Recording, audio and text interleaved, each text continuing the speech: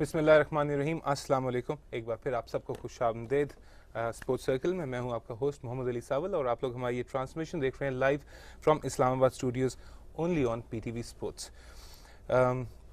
खेलों की जो खबरें हैं वो हमारे बिल्कुल साथ साथ हैं। ऑब्वियसली हम एक बहुत बड़े टूर्नामेंट पाकिस्तान की क्रिकेट खेल रही है, लेकिन PTV स्पोर्ट्स सिर्फ क्रिकेट पे ही महदूद नहीं, बल्कि जितने भी इंटरनेशनल इवेंट्स हो रहे हैं हम उनको कवर करते हैं ताकि आप तक हम बेहतर तरीके से पहुंचा सकें।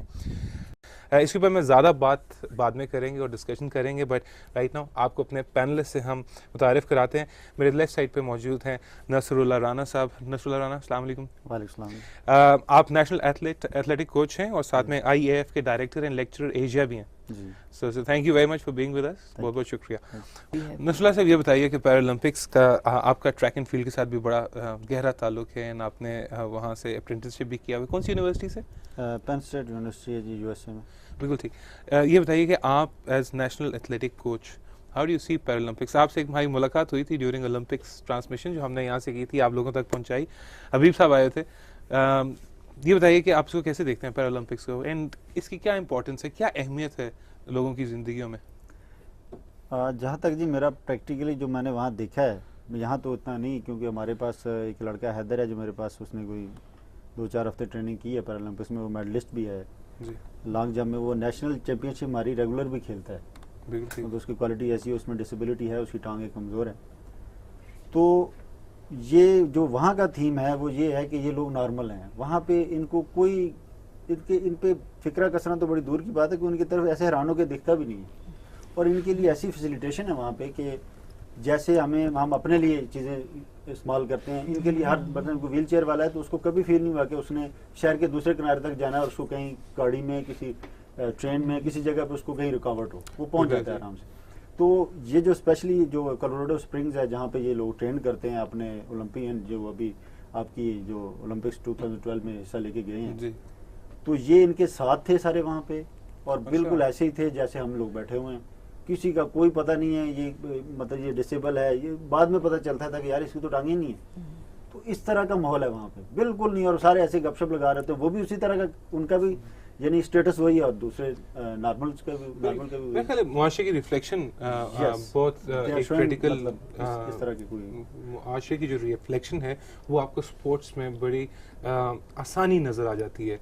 उसकी वजह यह है कि जो मुआशरे तरक्की करते हैं और वो अपने इनहिबिशन से बाहर निकल जाते हैं, जो अपने बाउंड्रीज, जो सेल्फ क्रिएटेड बाउंड्रीज हैं, उनसे बाहर निकल के ह्यूमन बींग्स को एट इक्वल लेवल पे देखते हैं, तो फिर वहाँ पे शायद ऐसी इम्तियाज़ जिसका आप जिक्र कर रहे हैं वो नहीं होता। और ऐसा इत्तेफाक हमें भी बाहर ट्रैवल करने का हुआ, तो वाकई आप सही कह रहे हैं कि वहाँ पे कोई डिस्क्रिमिनेशन नहीं है, उनको कोई स्पेशल कंसिडरेशन भी नहीं दी जाती है। हालांकि हमारे यहाँ ये है कि ठीक है, इनको हालांकि देना भी चाहिए, लेकिन उन्होंने इतना अच्छा इंटीग्रेट कर लिया है डिसेबल्ड पर्सनालिटीज को, उनके लिए इतनी फैसिलिटेशन दी है, फैसिलिटीज बहुत ज़्यादा है उनके लिए, सड़कें उनकी और हर चीज़ में। जापान में तो स्पेशली बहुत ही ज़्यादा वो ख्याल रखते हैं। का लेवल ये देखें कि ओलंपिक्स के साथ उनके लिए पैरालंपिक्स डेवलप हो चुकी है बाकायदा, और ये इसका हिस्सा बन चुकी है। हर ओलंपिक्स के बाद इसने होना ही होना। और वो जिस तरह आप कह रहे थे, इतने खुश होते हैं वो, हम देख रहे हैं कि उनकी टांग नहीं, वो नहीं, मेडल के बराबर है, उनकी फैसिलिटेशन भी उनके फैसिलिटेशन के एग्जैक्टली इक्वल है। कोई फर्क मैं फील ही नहीं कर सकता। मैंने बताया, बाद में पता चलता है कि इसकी टांगे नहीं है, और ये व्हील चेयर पे बंधा आया है हमारे साथ। डिसिप्लिन हम जिस तरह ओलंपिक्स में देखते थे कि इतने ज़्यादा डिसिप्लिन है, बहुत ज़्यादा मुख्तलिफ गेम्स हैं, तो यहाँ पे भी ऐसा ही है या नहीं? ऑल इवेंट्स तो हो भी नहीं सकते जी, उसमें बहुत सारे मतलब, हाँ बिल्कुल, मतलब हैंडीकैप जो है उसकी टांगे ही नहीं है, तो उसको आप लेकिन हम उनको मतलब ऐसी चीजें करते देखते हैं कि जो कि इंसान सोच भी नहीं सकता। यस, ये कह सकते हैं। आप ये बताएं कि ऐसे लगता है कि बड़ी इनह्यूमन एफर्ट है, कोई बड़ी कोई डांसिंग भी है, व्हीलचेयर डांसिंग भी है। आप एक स्टीफन लड़का था वहाँ पे जी, माइकल फेल्प्स साहब, स्विमिंग करता था। अच्छा। तो ऊपर से बॉडी दोनों की बिल्कुल एक जैसी थी, और उसकी यहाँ से टांगे नहीं थी, नीचे निचला से उसका था ही नहीं। लेकिन जब वो स्विमिंग कर रहा होता था तो बिल्कुल ऊपर वाला पोस्चर उसका, ट्रेनिंग के हवाले से, हर लिहाज से बॉडी स्ट्रक्चर उसका बिल्कुल माइकल जैसा था, फेल्प्स जैसा था। कोई चीज़ मैंने उनमें डिफरेंट नहीं देखी। और ट्रेनिंग जो कोच करा रहा होता था, अब उसकी टांगे नहीं है, लेकिन उसको कोच को इतनी एजुकेशन थी कि वो उसकी वो जो डेवलपमेंट है जो बॉडी के ऊपर वाले हिस्से की है, वो उसके लिए अलग उनकी मशीनें हैं, जो सिर्फ उन पे काम करते हैं, उसके लिए अलहदा उनका स्ट्रेंथ एंड कंडीशनिंग कोच है, जो इस चीज़ को समझता है कि इसको मैंने इस हिस्से को कैसे तैयार करना है, जिसमें टांगों का काम ही नहीं है, मतलब भाग दौड़ तो हो सकता ही नहीं है लड़का, लेकिन उसने इसके बावजूद वार्म अप भी करना है, ये टेक्निकलिटीज़ है ना जी, वार्म अप भी करना है उसी बॉडी के साथ, उसके लिए उसने अपने अपने तरीके रखे हुए हैं, किसी को वो बास्केटबॉल खिला रहे हैं, बहुत बहुत ज़बरदस्त। मैं आपको और आप तमाम व्यूज़ का जो हमारे स्पोर्ट्स सर्कल देख रहे हैं आपको अपडेट करता चलूँ कि पैरालंपिक्स में आप ज़रूर इस कंफ्यूजन का शिकार होंगे कि यार कौन कौन से इवेंट्स हो सकते हैं, आप व्हील चेयर्स पर हैं, मोस्टली व्हील चेयर्स पे हैं या आर्टिफिशियल लिम्स लगी हुई हैं, तो कितनी गेम्स या कितनी पॉसिबिलिटीज़ होंगी। हैरान कुन बात यह है कि आपका आर्चरी है जो कि बड़ा फेमस है बाय द वे, इस लंदन 2012 में ओलंपिक्स में आर्चरी यानी कि तीर कमानी जो है वो बहुत फेमस गई, वो डिसिप्लिन गेम भी है। एथलेटिक्स बाकायदा हैं जिसके बारे में थोड़ा सा बात करेंगे।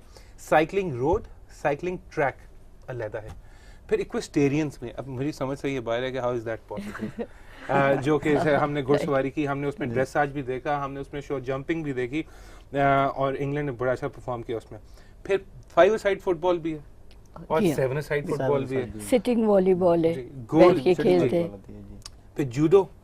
I mean, आप देख लें कि मैच कह रहे हैं पैरालंपिक्स की जो भी ऑर्गेनाइजिंग सही नाम है ना, parallel to Olympics. It's very parallel. Power lifting भी है, रोइंग भी है, व्हीलचेयर बास्केटबॉल भी है, सिटिंग वॉलीबॉल जैसे आपने कहा, table tennis, swimming, shooting, selling, fencing, wheelchair fencing. और ये यकीनन मतलब आप दूसरी आम फेंसिंग से मुश्किल होगी बिकॉज एक साइड पे आपने अपनी चेयर को भी आगे करना और दूसरी साइड से आपने शॉर्ट फेंसिंग। ये जो उन्होंने गेम अभी बताई है ना जी, वो सिटिंग वॉलीबॉल, वो इंतहाई एक्साइटिंग होती है, आप देखेंगे आपको मजा आएगा उसमें। ये देखिए अभी ये एक झलकी दिखाई भी है इन्होंने, हम ये आपको संपर्क किया, आपने देख लिया जल्दी, हमने अब इतना व्यूअर्स को भी दिखानी है, सो इतनी जल्दी हमसे ना करवाएं। अब this pre Paralympic stocks because अब से कुछ देर के बाद सेरेमनी शुरू होगी जो कि हमने आपको लाइव दिखानी है। दूसरा सब ये बताइए कि कौन सी टीम्स हैं, हम सॉरी नेशंस हैं। हमने देखा पहले रशिया का बड़ा एक किरदार था जब यूएसएसआर होता था और ओलंपिक्स वाज यूएसएसआर's फोर्टे। फिर जैसे जैसे यूएसएसआर डिसइंटीग्रेट होता गया, सदरन जो पैराफेरनलिया बाउंड्रीज थी यूएसएसआर की, जब वो इंडिपेंडेंट स्टेट्स बने और यूएसएसआर रशिया बन के रह गया तो उसकी जो डोमिनेंस है इन ओलंपिक्स कम होना शुरू हुई। जैसे जैसे America as a power centre in the world ऊपर आता गया वैसे वैसे उनकी ओलंपिक्स की रिप्रेजेंटेशन ना सिर्फ बेहतर हुई बल्कि उनका गोल्ड मेडल टैली भी बेहतर हुआ। फिर एक टाइम आया कि they were ruling it. Soviet Union ने और रशिया ने पहले इनिशियली टफ टाइम दिया but then Americans went far ahead. फिर जैसे अमेरिकन का डोमिनेंस मजीद कायम था, China came up as a super power और अब ये देखें कि किस तरह खितों में सुपर पावर्स बन रही हैं और ओलंपिक्स रिप्रेजेंटेशन और मेडल्स बढ़ रहे हैं। फिर इधर से अमेरिका उठा, वो खड़ा हुआ, जब चाइना उठा तो चाइना ने अमेरिका को भी बड़ा टफ टाइम दिया। Now Europe is also doing good. तो ये तो ओलंपिक्स का प्रीव्यू कि जैसे जैसे कौमें बेहतरी की तरफ बढ़ती हैं, तरक्कियां होती हैं, वैसे वैसे आपके खेलों को भी फरोग मिलता है, वैसे वैसे आपकी स्पोर्ट्स में डोमिनेंस भी इंटरनेशनली आती है। हमारे यहाँ अनफॉर्चुनेटली ये हिसाब नहीं है, इसलिए हम आपको ज्यादा ब्लेम नहीं करते हैं। ठीक है ठीक है ना। मुझे ये बताएं कि पैरालंपिक्स में कौन से मुल्क ऐसे हैं जो कि बड़ा डोमिनेट करते हैं? आपने अभी यूएसएसआर की बात की है जी, यूएसएसआर बाकी उसके ब्रेक होने से बहुत बड़ा गैप आया था जो अभी चाइना ने ओवरकम तकरीबन कवर कर लिया। मतलब ये कवर करना ही है कि आप नहीं कर लिया। 2008 में आप जीत गए, चाइना बिल्कुल लीड लिया, जीता और इस बार क्लोज रहा है।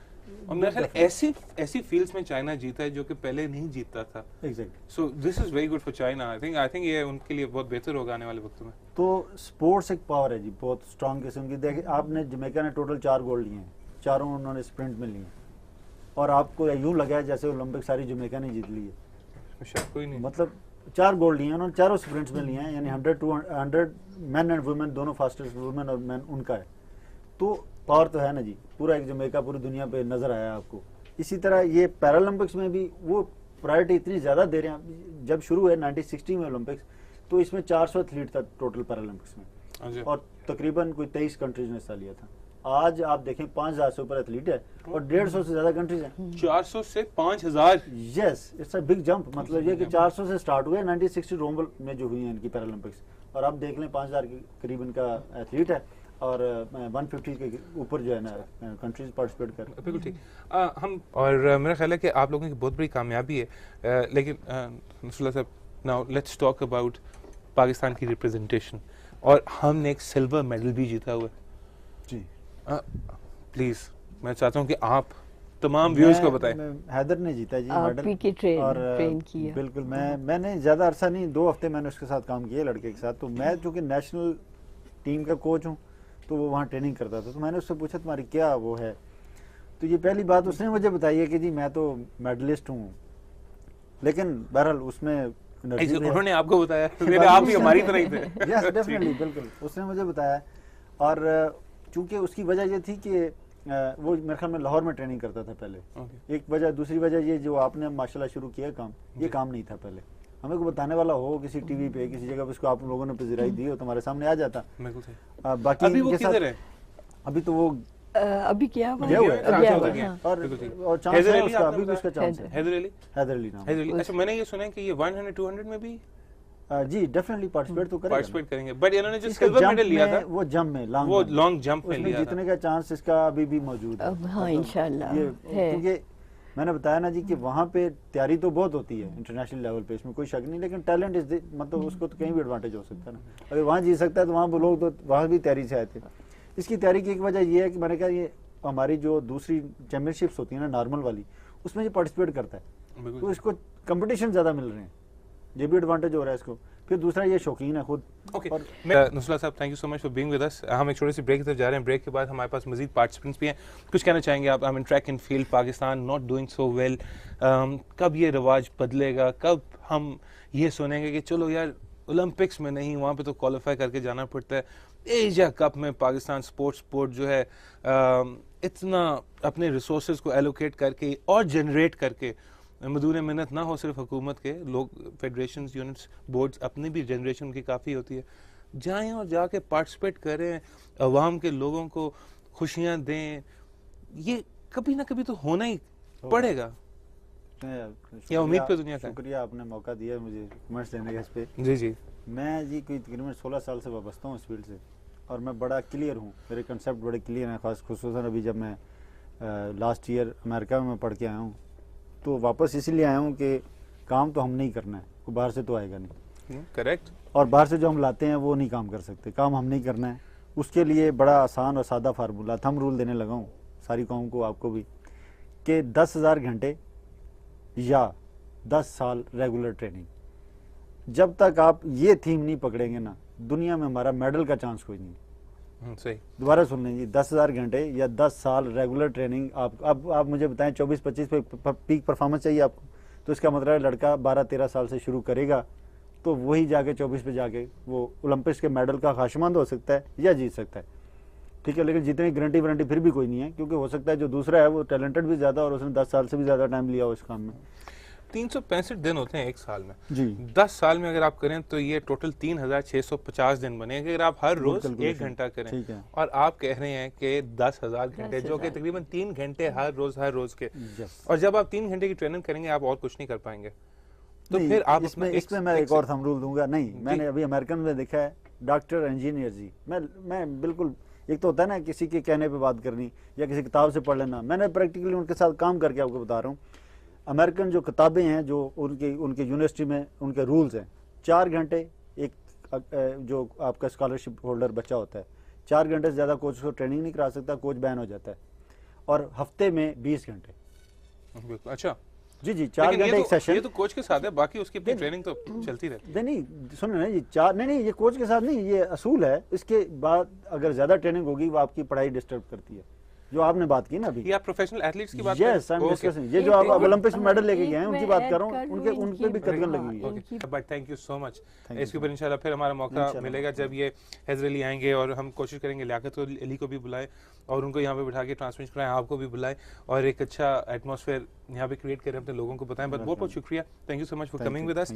हम एक छोटी सी ब्रेक की तरफ बढ़ें, ब्रेक से जब वापस आएंगे तो अपनी डिस्कशन को आगे बढ़ाएंगे और ओलंपिक सेरेमनी की तरफ बढ़ेंगे। साहब, once again thank you so much. Taking short break, stay with us.